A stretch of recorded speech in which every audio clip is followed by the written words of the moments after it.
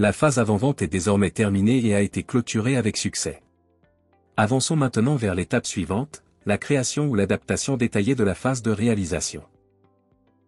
Dans ce contexte, nous allons nous concentrer sur les données techniques en lien avec la gestion à l'affaire, et balayer quelques cas d'usage possibles dans ce mode d'organisation. La phase de réalisation bénéficie de la même structure arborescente que celle utilisée en avant-vente, permettant d'organiser et de suivre précisément l'avancement. Chaque élément de l'arborescence peut être piloté à l'aide de dates prévues, planifiées, ou encore d'échéances.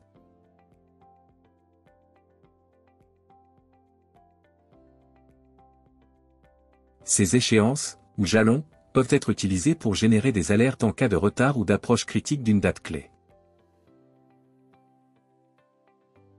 Le pilotage des activités repose sur des temps prévus, que l'on peut renseigner dès la planification. Chaque activité est affectée à un service ou à une personne, ce qui permet de piloter la charge par ressource. Différents programmes de saisie permettent d'enregistrer ces temps de manière simple, que ce soit à la journée ou à la semaine. Les temps prévus et réalisés viendront naturellement alimenter la synthèse budgétaire de l'affaire.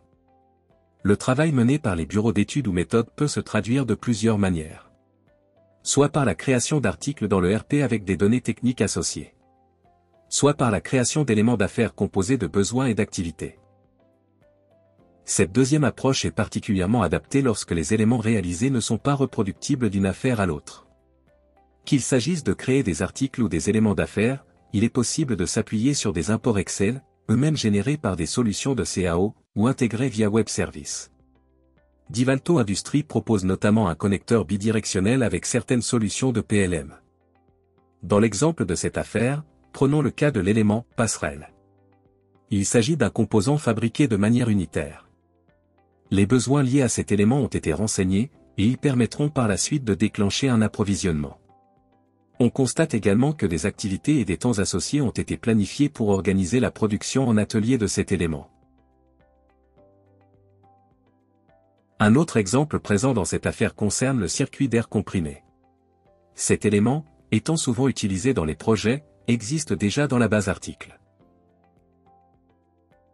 Il a donc été simplement rattaché à l'affaire, sans recréation. Un ordre de fabrication sera ensuite généré automatiquement et associé à l'affaire pour permettre son suivi dans la production. Enfin, concernant l'élément alternateur, on observe dans l'onglet « Besoin » que c'est un article générique, ou un article saisi à la volée, qui a été utilisé. Un plan est attaché à cet article, et une demande de prix sera envoyée par la suite.